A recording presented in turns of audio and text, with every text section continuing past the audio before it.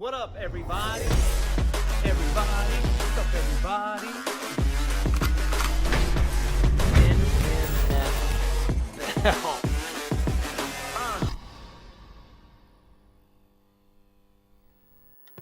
What's up, everybody? Welcome to the What's Up, Everybody podcast. Here with my... What was that, Tony? The robot. Let's start it again. Idea. Ready? It's like Yep. doo-doo-doo. What's up, everybody? Welcome back to the What's Up, Everybody podcast. Here with my co-host, well, as you can tell, it's not Sweet Tea. A leaner and meaner Sweet Tea. My man, Sensei Seth. Sensei, how are you doing, The bro? forgotten brother. He is the forgotten. We do look familiar. Yeah. Everybody says that, get you and Tony mixed up all the time. Yeah. No. Well, Do you get that? Do you get like people say you look like somebody? I used to get like a fat Channing Tatum. Like they would always mention the fat part though. It was Dude, like you look like a fat Channing Tatum. Like what? What's with the fat jokes, bro? Yeah. I don't think it was a joke, but it like developed into this persona where if somebody said it, I was like, yeah, I'm his, You just start breaking down into your. I'm his cousin. What was that movie? What was that movie? Magic Magic yeah. Mike dancing. You know what I mean? Just start breaking it. I broke down in my persona, Chubbing Tatum. The chubby Tatum. Chubby Tatum. I love it.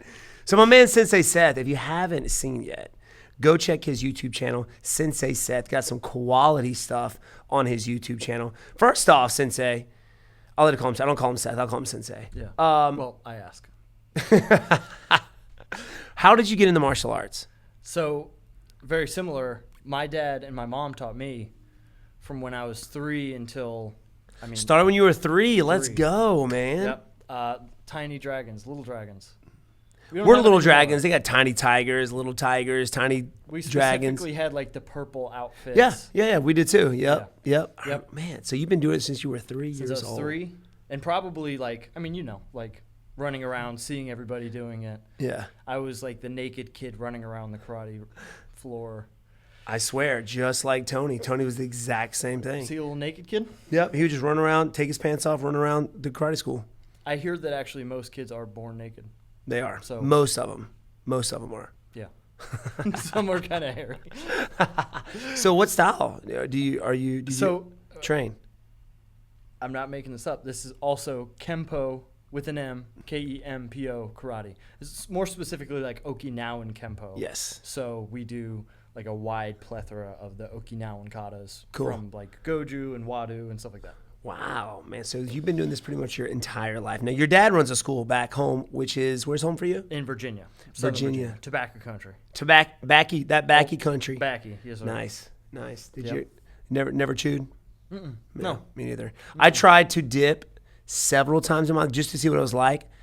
Projectile vomited everywhere. Ugh. Yeah. We did, me and my friends, we were like right on the cusp of cool, kind of. Yeah. So we were like, what are things that we can do? We did the tobacco that was jerky.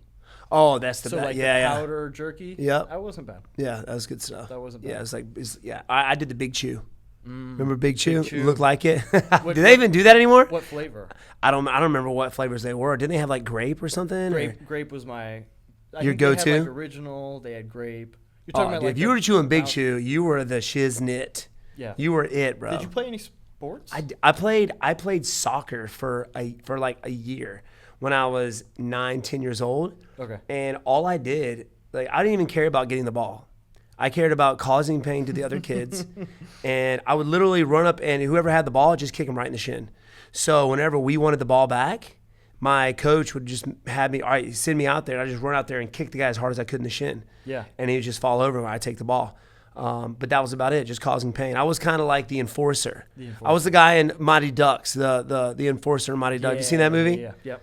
If you haven't seen the movie, I was gonna come across this thing and smoke you in the head. But lifetime martial artist. Lifetime. Dad runs a school back in Virginia. Yep. And now my buddy Sensei has one of the like really, really popular YouTube channel, and it's about martial arts. It is. So like, what's your go-to? Like, what got you into YouTube? Actually, shout out to Corridor Digital. They had like videos of how they make their videos, which were like obviously way out of my league. But I was like, oh, like I started picking up tips and tricks before I even started editing videos or really posting anything online. And then after that like failed miserably. The first time I tried YouTube, it was absolutely horrible. No traction. Was it martial arts based? I mean, it was videos of me teaching my kids karate programs with like the games in like a fun vloggy kind of way. Not super interesting content for anybody but the parents. Gotcha. So the parents liked it. That was cool. But yeah, and then I was doing that while I was getting my MBA. Finished my MBA, moved back home for a little bit, and started. Have you ever seen like the bottle kick stuff? Yes. There was a period of time where this one girl had like this super mega viral video. I remember. I think I know which one you're talking about. Yeah. She's like, hey. Yeah, that one. And I was like, oh, I could do that. So I did it, and it like did well. And I was like, oh, that's kind of cool. And then I kept doing it over and over and over again. And my Instagram kind of blew up a little bit. I remember didn't even know who you were, but watching that on Instagram. You know what I mean? It was like on my feed, and I was like, dude, this guy's crazy. You did like a compilation, I think, of you doing a bunch of stuff. Yeah. So I thought that's the first time I actually saw you. So that's not true. It's not? No. We had met before. We had met. We had meeting. We have met? Yeah. We have met. We have met. Words don't control us, dude. You can say whatever. All right? We have met before. We have met at the old school. Okay. I was driving from Dallas to Virginia. I was heading home. We had messaged on Facebook.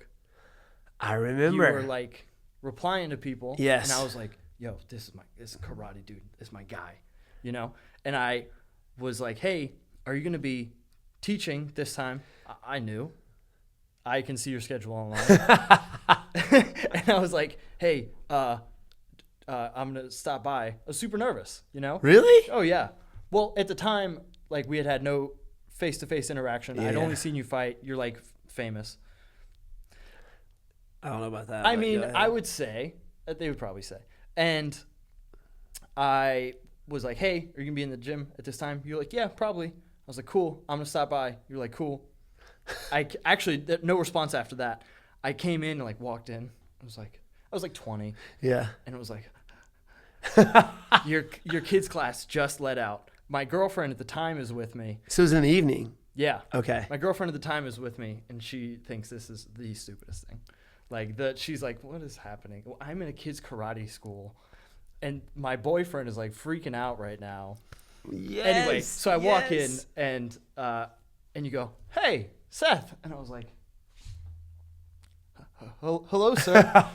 And, yeah. And so we met one time, like, probably 5 to 6 years ago. Really? I thought that was after I saw you on Instagram, but I guess it wasn't. No, it was long What the before. heck? Long was I getting before. ready to go train? Like, I only said, hey, Seth, and that was it? No, you came up and you talked to me for Okay. like 4 or 5 seconds. I asked questions. 4 or 5 seconds, 1001, 1002, 1003, 1004, Yeah, 1005. See ya. Okay, I know that I've got to give this kid at least 5, 6 seconds of my time. Oh my gosh. I was probably, I don't know if it was maybe I was in camp or something, because normally I will sit there and just talk to anybody when they come in. Yeah. So very rarely is it will I like only say, hey, what's up, man? See you later. No, I must have you like, didn't shoo me oh off. God, thank God. Okay, I was about to say, you didn't I shoo felt me off. really bad if I shooed you off. No, man. you just turned around while we were talking. Turn around. You were just like, yeah. What? And then That's so awkward. No, that's not true. No, I was asking for like advice on transitioning from karate to like more kickboxing-esque. Oh, okay. Yep, and specifically used the line, when I did karate, I couldn't break an egg with a punch. You said something along the lines of doing something, I felt like I couldn't break an egg with a punch. I don't know why it stuck with me. But we did egg stuff today, so that was fun. Oh, go check that out, y'all. When will that be up, by the way? Because this is going up Monday, which is today. But you know what I mean. Later. Okay. Check it out. Go to his YouTube channel, Sensei Seth, and we have some really cool stuff on there. There's plenty of WB content. Yes. You can find that. Now we collab on the reg. Yeah. So. Yeah. But thank God I didn't But was that going from kids to I think training? You were going from class to class. Okay. Yeah, like you were in between classes. I understood that. I was like trying to just like get in and out. Also, my girlfriend was definitely like, like, come on, man, let's go. Yeah, I'm ready to get back home. No, but you gave me some really good advice. Which I didn't take up any of it. I mean, like I did, but I'm not fighting. But the only thing you got was when I did karate, I felt like I couldn't break an egg. It was something along those lines that you were like when you were doing some specific type of training compared to now. Definitely. It was probably when I was a kid, I did a lot of point fighting. Right? Yeah. Which, I mean, you got to hand it to those guys. They're probably the fastest fighters in the world. Super fast. But everything is done like super, like basically no contact. Right? Yeah. So I see a lot of these guys with a lot of hype around, not like a hype, but they just think they're the baddest dudes on the planet when they've never been hit hard in their life. You know what I'm saying? I was probably, well, maybe not, never been hit hard, but like in a martial arts aspect. Yeah. From people my age, no, definitely not. Yeah. And so, my dad was more of a kickboxer. We had most of our competitive team was full contact kickboxing, but I think my dad knew what he was doing. Not knocking on point fighting at all. I mean, those guys, I have two kids that, you guys have seen, Blake and Trent, who are just studs, man. Studs, yeah. Point fighting studs. And they can hit hard. Yeah, I was going to say, they translated super well. Very well. Yeah. And that's how I kind of was meant by that. So the training that I was doing was mostly point fighting. But you would get this false sense of security, like, oh, dude, I'm awesome. But you've never really hit anybody hard and never been really hit hard in your life. Yeah, I think I didn't mean to get you in trouble. I think your hands you were emphasizing that the difference in what I was doing at the time and what kickboxing was like working on doing the same thing but hitting hard. Yeah, is essentially what he said. Well, see, back in the day, my dad, 60s and 70s, they had a hard point. Mm-hmm. Yeah, they would do hard point. My dad also was in the that era of fighters, point fighting. Yeah, which was basically point fighting. Go Google or look up, point fighting, and you'll kind of see what I mean. Yeah, you end up running into stuff. Guys end up getting hit hard, but a lot of the times you get disqualified if you drop a guy. Yeah, like a certain amount of contact. Face. For instance, at the Olympics this past year, which I mean, Taekwondo, I've seen guys get knocked out, but all the time. Yeah. In this karate competition, the guy knocked the other guy out. I thought it was great. I'm like, heck yeah, man, this is awesome. And the guy gets disqualified. Yeah. So he got gold. And he definitely, it ran into it. It wasn't even like a... But imagine going home and be like, yeah, I got gold for getting knocked out. Waking up 30 minutes later with a medal. I'm like, oh my gosh. But, that's kind of how I started. And then at some point in time, I started getting disqualified a lot. Somebody else like, all right, you ready for kickboxing? It's time. You've evolved. It's time. So, that's pretty cool. Yeah. Did you ever compete? No, we had super small town. We had our own inter-school. Yeah, we did the same. Yeah. We didn't really have any competitions other than that though. We did just a ton of sparring that was not really point based. Yeah. And then every now and then we would do some competition-esque sort of katas. Yeah. We were somewhere floating in between traditional and American karate, where we weren't full point karate. Yep. But we didn't train super traditional either. Gotcha. It was just kind of a... Well, there are some schools out there that specifically train just for point fighting. That's it. Yeah. I guess competitive point fighting, but we also do our own in-house tournaments because we kind of got away from the point fighting scene. Mm-hmm. I mean, we had at one point in time we had a team going somewhere every weekend, right? Competing every weekend. Yeah. But then it got to the point where you had, parents going out there fighting each other, people fighting the referee, and so my dad was like, "This is not what the martial arts is all about." Yeah, those are non-sanctioned bouts. Exactly. So we're going to step back away from that scene a little bit and kind of do our own thing. And now most of our guys that compete are either doing, the Naga, the new breed tournaments, jiu-jitsu or kickboxing. Yeah. Yeah. So have you watched the karate combat stuff at all? I have. I think it's legit. I think it's fun to watch. Very fun to watch. I watched a decent bit in the beginning. And in the beginning, when the rule set was kind of all over the place, they weren't really sure what they wanted. It's kind of cool now. Yeah.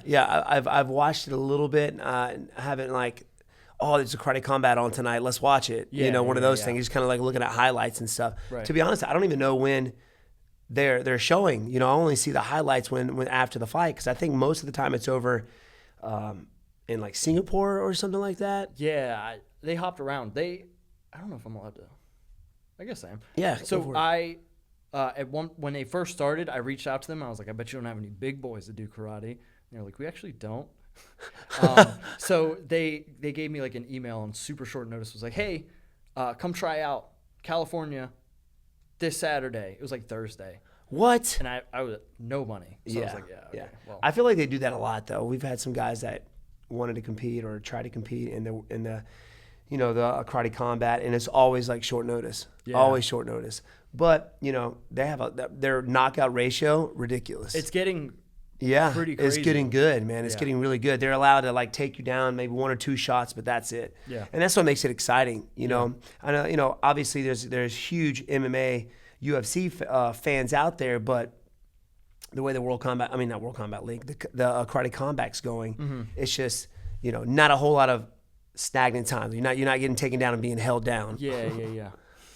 Speaking of that, my last fight, we'll talk about that later. I actually didn't see that. You son. I'm just kidding.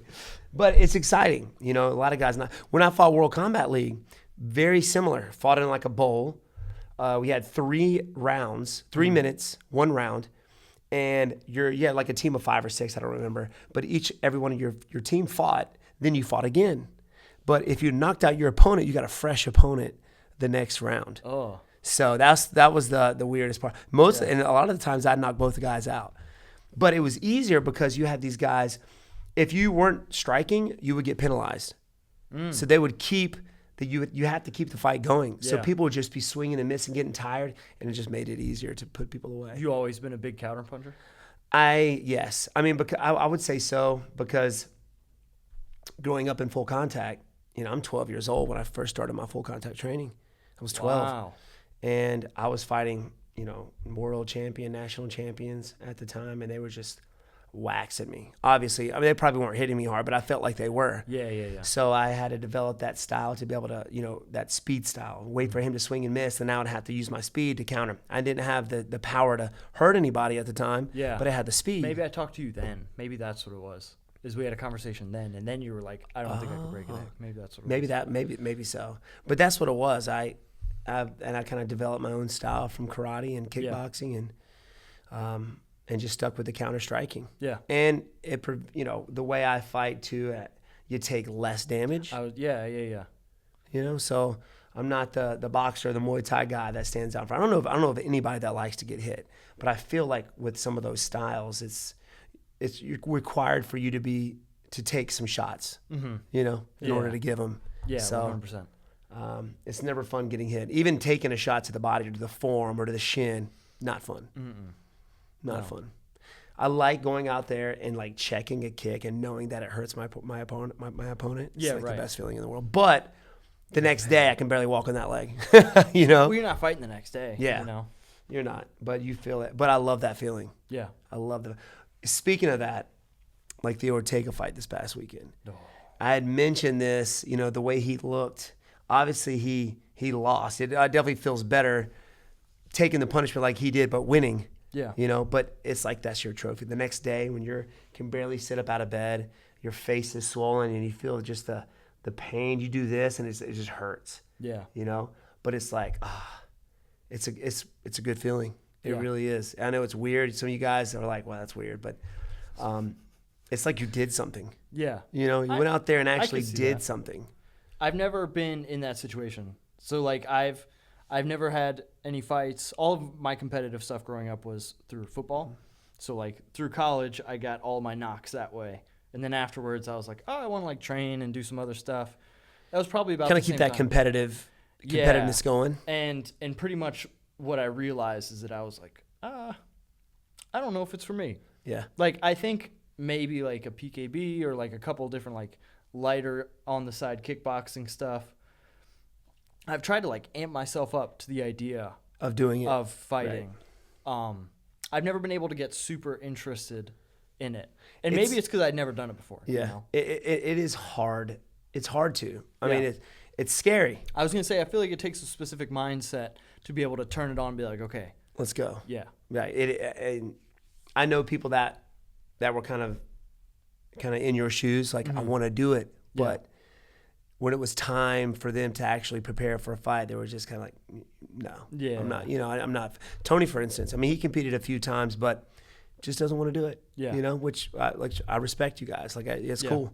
You guys can make money doing other things than getting punched to the face. Obviously, YouTube. How crazy it is now that you can go to college, get your degree, whatever it's in, and then not do your job and make money doing YouTube. Oh, you know what? It's good. I'm just gonna go YouTube. Yeah. Yeah, that one took a little bit of time to convince my parents. but they get it now. Yeah. They get it now. It's fun, man. You're doing what you want to do, and you're changing people's lives across the world now. Not just in your dojo, in your school. That's a good point. That is pretty cool. You ever think about that, right? I don't think about that, no. You probably do. I get people hit me up in the DMs all the time, like, man, you just made my day today. Every time I watch you and the vibe that you get, because you got the same amount of energy in your YouTube videos. Sure. You're upbeat, man. You're happy. You're positive, and it spreads. Yeah. That vibe spreads. That feeling spreads to other people. Yeah, right. Yeah, no, it's pretty cool because I feel like not a lot of people in martial arts focus on like the more enjoyable side of it. Yeah. Like all of the stuff that is like super martial arts based online, like that you see of other people. It's either like, not like mean, but like it's either like a meme of somebody, or it's like I'm pretty tough, I'm pretty cool, look how strong I am. Yeah. Like you don't really see a lot of people that are like, oh yeah, this is this fun, stupid, silly thing that I did. It was a great time. I enjoyed it. Yeah. You know what I mean? Yeah, 100%. Yeah. I think it's great, man. But anyway, we got some great fights this past weekend. Yeah. You were there. I was there. UFC came into town, filmed us watching the fights and our reactions. It's going to be on Fight Pass, guys. Fight Watch Party. Go check that out. UFC 266 was pretty dope. Let's start off with, let's say I don't even know his name, Merab and Marlon Moraes. And Moraes, yeah. How crazy was that? Did they get a bonus? I don't know. I have to go back and check. I don't know if they got a bonus or not. I would hope that they both did because at some point they both probably could have won that fight. Oh my gosh. So first round, right off the bat, Marlon Moraes ends up rocking Merab. Now Merab's kind of like coming up on the scene. Yeah. He's like a wrestling phenom, control. He's like Khabibing people, Yeah. Taking him down, controlling him, but he gets rocked, getting pieced up by Moraes. Yeah, a couple times. He got knocked down, and I swear the ref was like, it could have been stopped, and people would have been okay with it. Yeah, 100%. I like it was one of those that as you were watching it live, you were just waiting. You were expecting it. You're like, okay, it's gonna happen. It's gonna happen now. No. Okay. No, Merab ends up, taking down Marlon Moraes, getting top position and recovering and finished strong in that round. Yeah. And then after that, which we kind of knew, like Moraes is a very explosive guy, and a lot of explosive people tend to tire out, especially when they have the bulky muscles like Moraes does. He looks like one punch man for sure, just shredded. Yeah. And that's what happened. He ended up getting tired, and Merab ends up taking him out in the second round. Yeah. No, like you could see him being like, okay. He was probably thinking the same thing we were, where he was like, okay, this is the shot. This is the shot. Okay, his forehead on the ground. That's got to be it, right? Yeah, they got to stop it right now. Yeah. It was like reverse. First, it was Merab, like we were like, all right, they're going to stop this fight. Second round, it was Moraes, like, all right, they need to stop this fight because he's just getting punished. Yeah, right. He was done, had nothing, could barely get up off the canvas. Yeah. It was wild. But that was a really cool. They had to have gotten a bonus for that. Then we have Valentina Shevchenko. Yep. I felt like she could. I mean, she dominated her opponent. I felt like she could have finished the fight earlier.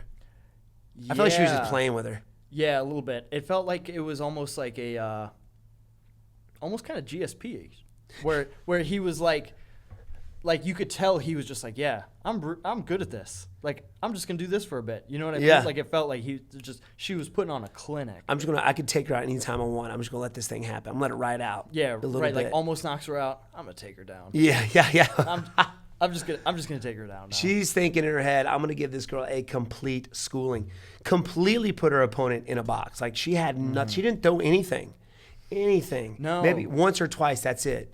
No, and they were both Muay Thai girls, right? Yep. I know her opponent was like a 17-time like Muay Thai champion. Yeah. Maybe defended her title 17 times. I'm not sure, but Yeah, I want to say Murphy Muay Thai'd the mass out of Calderwood. yes, Like I think it was Calderwood. teeps, long Everything. strikes, because she was way taller, so I was expecting like a little bit of the same. And when she comes out versus Shevchenko, she's like heavy on the front foot, not throwing a bunch. I was kind of like waiting for a long game to come because she obviously isn't gonna be faster than Shevchenko. Yeah.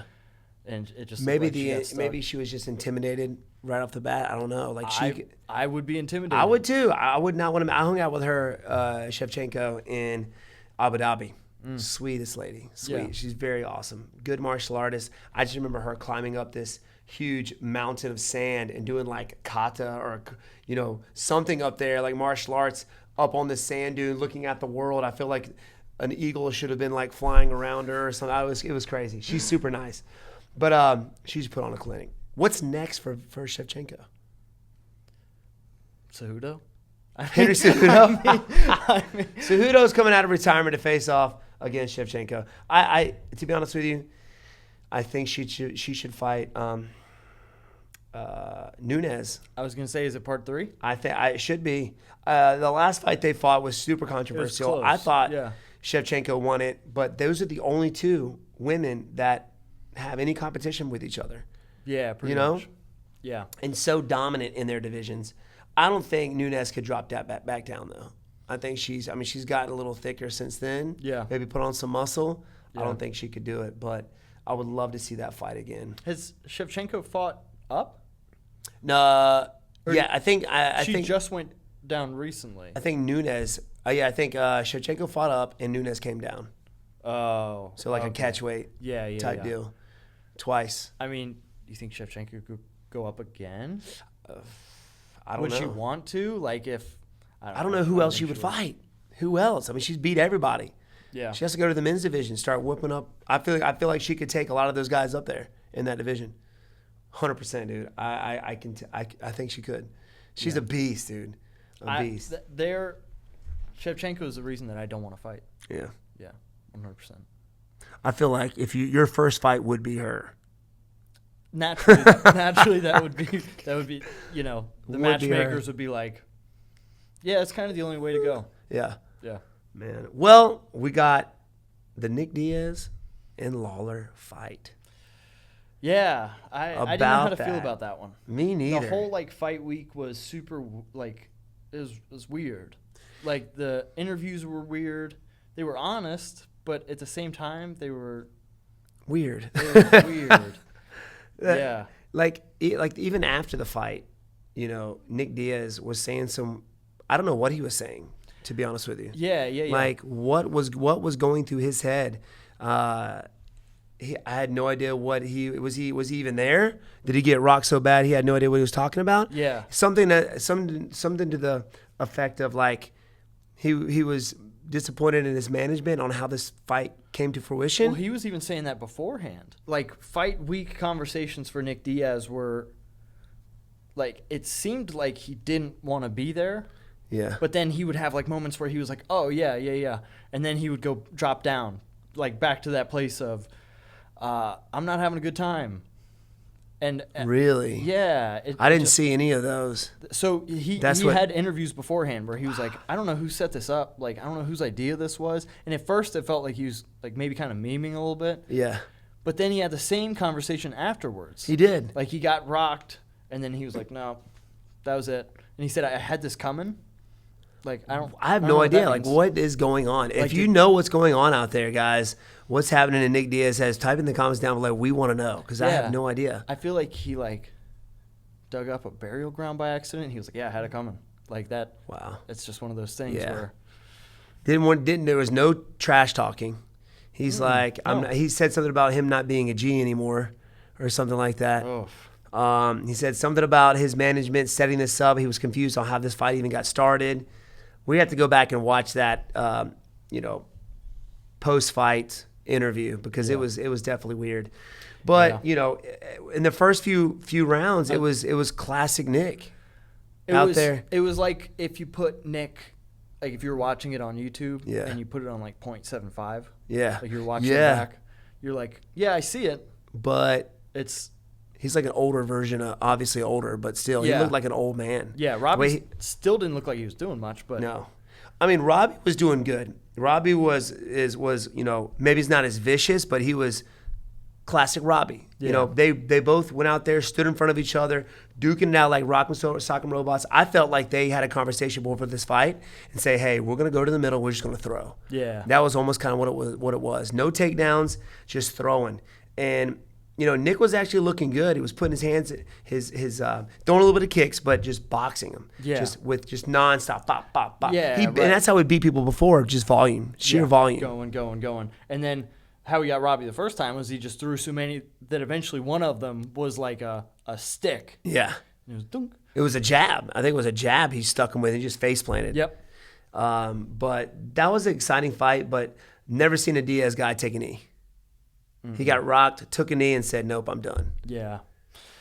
That was kind of sad to see. That's got to be a mindset thing, right? Yeah, Like I think so. Just to be not fully into the idea of fighting. Been out of the game for so long, it's like, it just doesn't do it for me anymore. Yeah. I wonder if, I don't know, one of his managers set it up, like, hey, man, you're fighting this weekend. Oh, what? Or in a few weeks, a month or two, you're fighting. Yeah, right. All right, cool, whatever. He was just like not on social media at all. No, man. No, so that was kind of awkward. That was weird. I remember all those Nick Diaz pictures that came out a year or 2 years ago, where he was like, oh, I'm in the best shape of my life, and he was like triathlon Nick. He looked it good. He looked great. He looked crazy. And that's when everybody started talking about him fighting again. Is he going to fight again? Yeah, right. And then it came back up, and then, it's a different story. Yeah, it definitely looked completely different. Which, I mean, like different things to train for, I would imagine, right? Yeah. Like the mentality into training for a fight, I would imagine, is a lot different than just being like, okay, I'm just going to go. Like, I could just close my eyes and go, Yeah. I felt bad for Nick, though, man. It was good to see him out there, but it didn't happen for him. Robbie Lawler came out with the W, and then we had the main event. Yeah. Volkanovski versus Ortega. Talk about one of the best fights of all time. I thought it was amazing. It's up there. It was great. It was good. And there was so many close calls. So, Chefchenko, what the heck? Volkanovski, excuse me, people. Maybe that's the next one. Yeah, maybe. I think those two should fight each other, Volkanovski and Chefchenko. Yep. You guys, you be the judge. You guys set it up. Set it up. But Volkanovski was just piecing him up, piecing Ortega up. Yeah.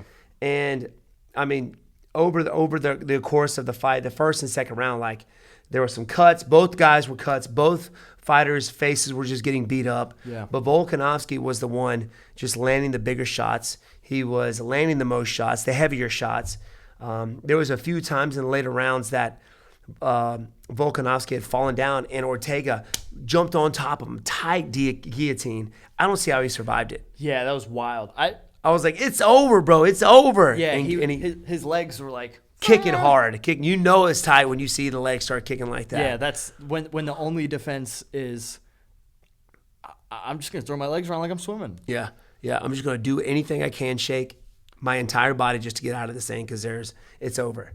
Yeah. But he ended up getting out. He did. Then he was in a deep triangle. Yep. Ended up getting out of that. Yeah. And came out with the W, man. Yeah. Volkanovski is the man. What's next for him is the question. I think if Max Holloway beats Yair Rodriguez, we should make that happen again. That would be part 3, right? That would be 3. I know the second one I think was controversial. Yeah. I think that's the kicker. Yeah. If it was just a complete beat down, I don't think he gets another shot. But I don't know who else he would fight.